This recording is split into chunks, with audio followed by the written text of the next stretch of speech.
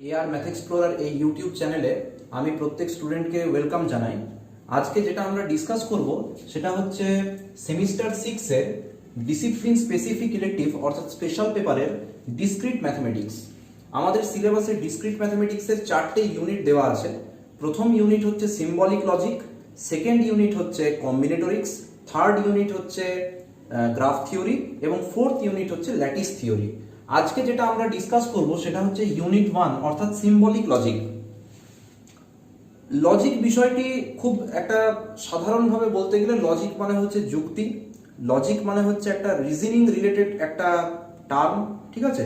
ম্যাথমেটিক্সে আমরা লজিক ওয়ার্ডটা খুব বেশি করে পাই, কিন্তু ম্যাথমেটিক্যালি যদি লজিক কাকে বলা হয় সেটা বুঝতে গেলে আমাদেরকে একটু এই বোর্ডের দিকে দেখতে হবে।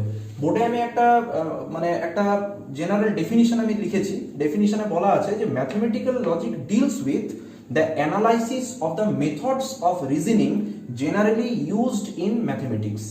এই যে রিজনিং যে কথাটা, রিজনিং মানে হচ্ছে কোনো একটা স্টেটমেন্ট যখন আমরা ম্যাথমেটিক্সে বলছি সেই স্টেটমেন্টটা কতটা ভ্যালিড সেটা নিয়ে যখন আমরা ডিসকাশন করব সেটাই হচ্ছে রিজনিং। এখন কোনো একটা যদি আমরা ম্যাথমেটিক্যাল স্টেটমেন্টের যদি রিজনিং নিয়ে কথাবার্তা বলি তাহলে রিজনিং এর অনেক রকমের মেথডস থাকে ম্যাথমেটিক্সে। সেই মেথডস গুলোকে যদি আমরা অ্যানালাইজ করি অর্থাৎ ছোট ছোট পার্টে স্প্লিট করে সেগুলো নিয়ে যদি আমরা ডিসকাস করি তাহলে যেটা স্ট্যান্ড করে সেটাকেই আমরা জেনারেলি ম্যাথমেটিক্যাল লজিক বলতে পারি। এখন ম্যাথমেটিক্যাল লজিককে ভালো করে বুঝতে গেলে কয়েকটা জায়গা বা কয়েকটা ফ্রেজের উপরে আমাকে একটু ফোকাস করতে হবে।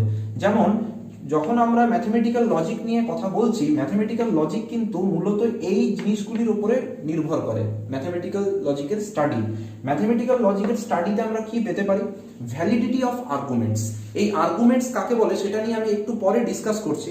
তাহলে ভ্যালিডিটি অফ আর্গুমেন্টস অর্থাৎ ম্যাথমেটিক্যাল আর্গুমেন্টগুলো থ্রু আউট দ্য ক্যালকুলেশন কতটা ভ্যালিড, ঠিক আছে। এবং তারপরে বলা হচ্ছে চেন অফ রিজনিং অর্থাৎ লং রিজনিং এর যখন আমরা সিকোয়েন্স পাবো, লং রিজনিং এর সিকোয়েন্স কিন্তু ম্যাথমেটিক্যাল লজিকের একটা অংশ।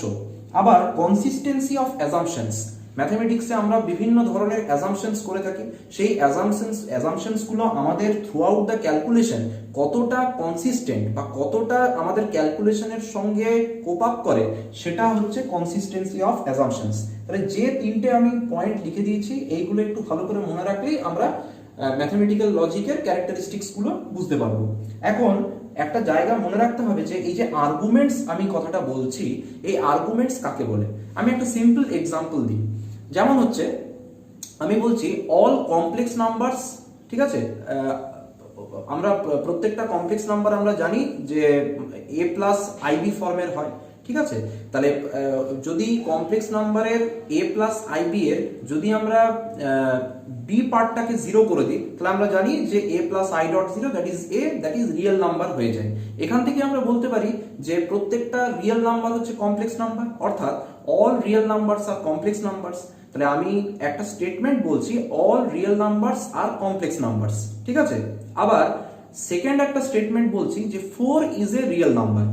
তাহলে এই দুটো স্টেটমেন্টকে যদি মার্জ করি তাহলে আমি দেখতে পাচ্ছি যে 4 ইজ এ কমপ্লেক্স নাম্বার। এটা বলতে আমাদের কোনো দ্বিধা নেই। এখন সেকেন্ড আমি আরেকটা আর্গুমেন্ট এক্সাম্পল দিচ্ছি। আর্গুমেন্টটা হচ্ছে আমি বলছি যে অল মেন আর মর্টাল। আবার আমি বলছি ধরা যাক আমাদের একজন বিখ্যাত ম্যাথমেটিশিয়ান হলেন অগাস্টিন লুই কশি। তাহলে আমি ওখানে আরেকটা বললাম যে কশি ইজ এ ম্যান। তাহলে আমি আবার বলছি যে অল মেন আর মর্টাল, আবার বলছি যে কশি ইজ ম্যান। তাহলে সেখান আগের আর্গুমেন্টের আমি রেফারেন্স নিয়ে বলতে পারি যে কশি ইজ মর্টাল। কিন্তু আমরা দুটো আর্গুমেন্টের মধ্যে একটা জিনিস দেখতে পেলাম যে আমরা দুটোর ফর্মটাকে সেম দেখতে পাচ্ছি কিন্তু দুটো আর্গুমেন্টের কিন্তু কন্টেন্ট সেম নয়। এখন তাহলে এই যে লাস্টে দুটো আমি কথা লিখেছি এই দুটো কথা এবার আমরা বুঝতে পারবো। তাহলে আমি ওই যে বলেছিলাম যে অল রিয়েল নাম্বারস আর কমপ্লেক্স নাম্বারস, ঠিক আছে। আবার 4 is a real number, that means 4 is a complex number. আবার সেকেন্ড কেসে আমি বলছি অল মেন আর মর্টাল। আবার সেকেন্ড কেসটাতে আমি আবার বলছি যে Cauchy is a man, that means Cauchy is mortal. দুটোর মধ্যে কিন্তু ফর্মের সিমিলারিটি আছে, অর্থাৎ ফর্ম অফ আর্গুমেন্টস এটা লজিকের একটা মুখ্য বিষয়। কিন্তু কন্টেন্টস অফ আর্গুমেন্টস, ওই আর্গুমেন্টের মধ্যে যে কথাগুলো আমি বলছি, যে কন্টেন্টগুলো আমার ওখানে আছে, সেগুলো নিয়ে কিন্তু আমরা এখানে খুব বেশি ওয়ারিড হব না। আমরা যখন লজিক সম্বন্ধে পড়বো, লজিকে কিন্তু যে কোনো আর্গুমেন্টের ফর্মটাই ম্যাটার করে, ওটাই ইম্পর্টেন্স পাই। ঠিক আছে, তাহলে আমরা যেটা ম্যাথমেটিক্যাল লজিকের যে কথাটা বলছিলাম, তার মধ্যে এই টপিকগুলো আমি এখন ডিসকাস করে দিলাম। এবারে মনে রাখতে হবে যে ম্যাথমেটিক্যাল লজিক কিন্তু আমরা এখানে দুটো পার্টে ব্রেক করব। একটার নাম হচ্ছে প্রপোজিশনাল লজিক, আরেকটার নাম হচ্ছে প্রেডিকেট লজিক। আমি আবার বলছি, একটা পার্টের নাম হচ্ছে প্রপোজিশনাল লজিক, আরেকটা পার্টের নাম হচ্ছে প্রেডিকেট লজিক। নেক্সট এবারে আমরা জেনে নেওয়ার চেষ্টা করব যে প্রপোজিশনাল ক্যালকুলাসে বা প্রপোজিশনাল লজিকের ক্ষেত্রে স্টেটমেন্ট কাকে বলে। এই সম্বন্ধে আমি বলে দিই, আমাদের সিলেবাসে শুধুমাত্র প্রপোজিশনাল লজিকটাই আছে। ঠিক আছে, তো প্রপোজিশনাল লজিকের আন্ডারে স্টেটমেন্ট কাকে বলে। এখন স্টেটমেন্ট হচ্ছে একটা ডিক্লারেটিভ স্টেটমেন্ট বা সেন্টেন্স। স্টেটমেন্ট হচ্ছে একটা ডিক্লারেশন থাকবে, একটা অ্যাসাম্পশন থাকবে। সেই ধরনের সেন্টেন্সের যদি একটা ট্রুথ ভ্যালু থাকে, এখানে ট্রুথ ভ্যালু বলতে আমরা যেটা বুঝি সেটা হচ্ছে either true or false, but not both. আমি এখানে লিখে দিয়েছি যে ডিক্লারেটিভ সেন্টেন্সের যদি আইদার ট্রু অর ফলস একটা ভ্যালু থাকে, বাট নট বোথ, তাহলে সেক্ষেত্রে সেই ডিক্লারেটিভ স্টেটমেন্টকে আমরা বলতে পারবো স্টেটমেন্ট।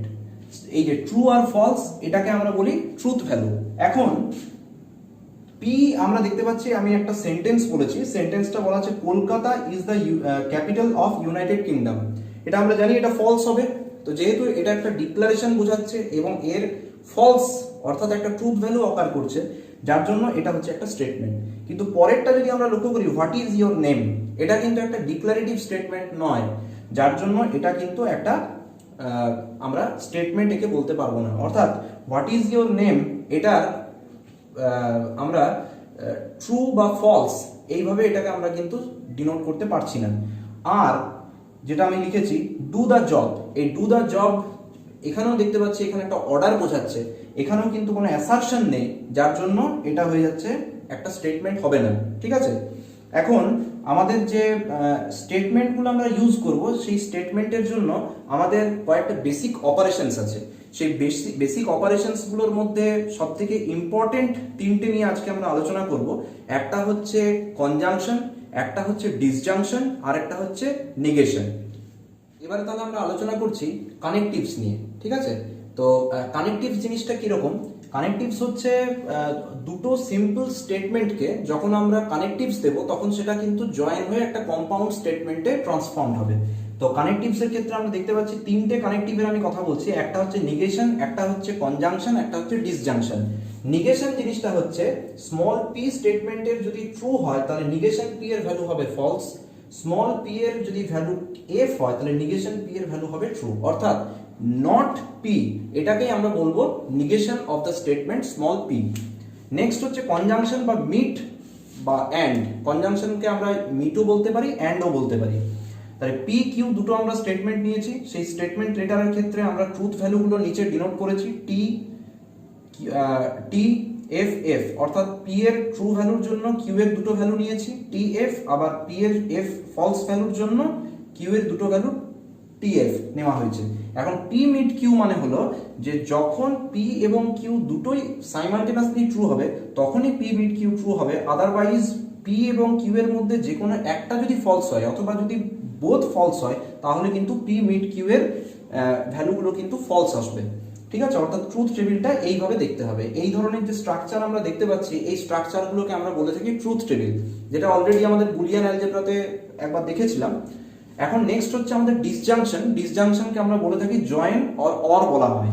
ঠিক আছে, পি আর কিউ দুটো আমরা স্টেটমেন্ট লেটার নিচ্ছি। স্টেটমেন্ট লেটারের আন্ডারে আমরা দেখতে পাচ্ছি যে টি পি এর আন্ডারে, টি হলে কিউ এরও টি এফ, আবার পি এর যখন আমরা ফলস ভ্যালু নিচ্ছি তখন কিউ এর টি এফ দুটো ভ্যালু নেওয়া হলো। তার রেসপেক্টে পি জয়েন কিউ হচ্ছে বলছে পি আর কিউ এর মধ্যে যে কোনো একটা বা বোথ যদি ট্রু হয়ে যায় তাহলে সেক্ষেত্রে পি জয়েন কিউটা ট্রু হবে।